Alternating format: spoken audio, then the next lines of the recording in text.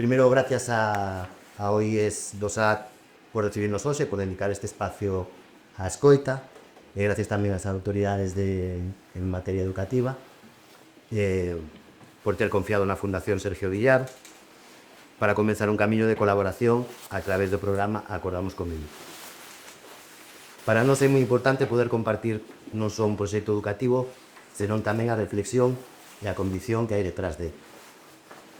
Somos moitas as persoas que entendemos que a escola non é só un lugar onde se transmiten coñecementos, senón tamén, e cada vez máis, un espacio onde se construe persoas.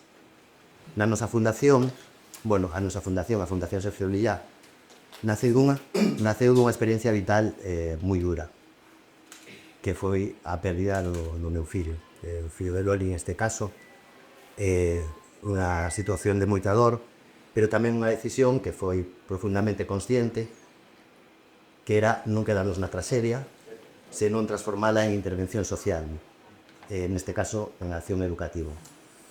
A Fundación leva o nome de Sergio Villar como un xeito de manter viva unha mirada humanista, que era a de Sergio, porque tiña un especial interés nas relacións humanas e na súa corta vida polo seu xeito de conducirse, e deixou unha gran pegada para as persoas que tivemos a sorte de coñecer. Eso se traduce hoxe nun compromiso para evitar que outras persoas, especialmente nenos e nenas, non teñan que vivir situacións de violencia, exclusión ou soidade emocional sen ferramentas para afrontalas. Co paso do tempo, desde a Fundación, fomos entendendo algo que nos parece clave. Moitas das violencias que aparecen na idade adulta ou mesmo na adolescencia non xorden de forma repentina, senón que se van xestando ao longo dos anos.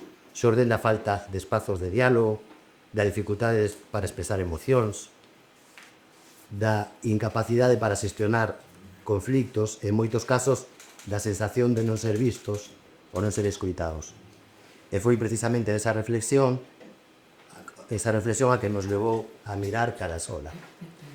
A escola é, despois da familia, o principal espacio de socialización, e é onde aprendemos a relacionarnos cos demais, a resolver desacordos, a convivir coa diversidade e a construir a nosa identidade. Por iso creemos firmemente que tamén o lugar idóneo para traballar a prevención da violencia e a promoción dunha cultura de paz. Cando falo de paz, falo un sentido positivo, é dicir, paz simplemente non é unha ausencia de violencia ou de conflicto, é unha actitude que se pode educar, que ten que ver con os cuidados, que ten que ver con crear espacios que fomenten a empatía. En esta condición naceu o programa Escola de Paz, que é o que traballamos desde a Fundación, e de aquí sacamos este acordo con a Consellería para empezar con un programa piloto que se chama Coda do Soño. Este proxecto non poden ser alleos propiamente o sistema educativo, no sentido que pretendan sustituir contidos curriculares. Pola contra, nacen coa vontade de complementar e reforzar o labor que xa realizan os centros educativos, incorporando unha mirada específica sobre a educación emocional, a convivencia e a resolución pacífica de conflitos a través das prácticas restaurativas e da mediación. Aquí fago unha parada, pois se non nos pregunta nadie, pois nos comento así un pouco por encima. As prácticas restaurativas, algún escoitou falar delas?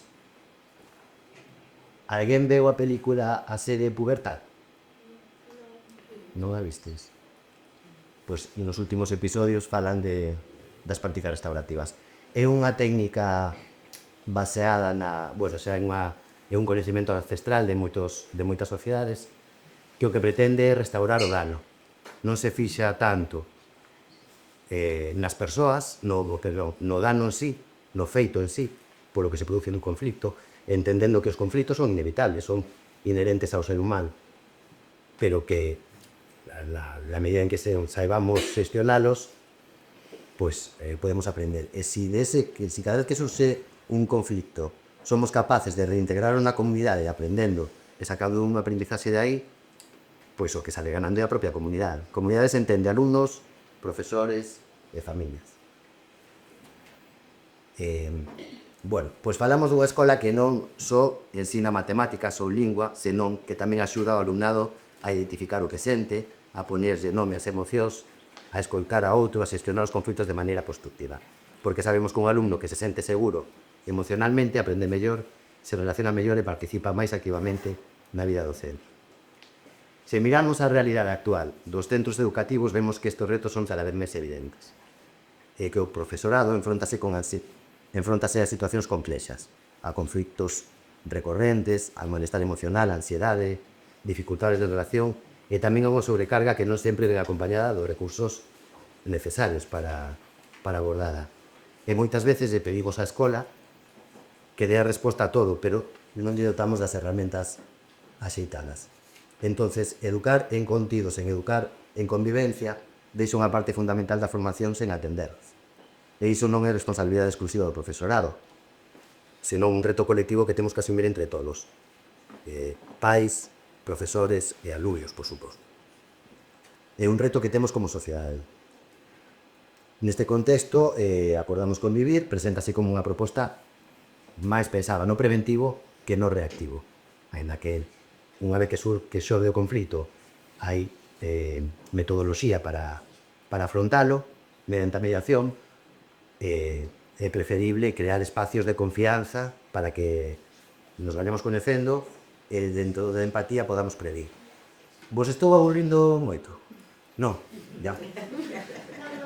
Nada, enseguida.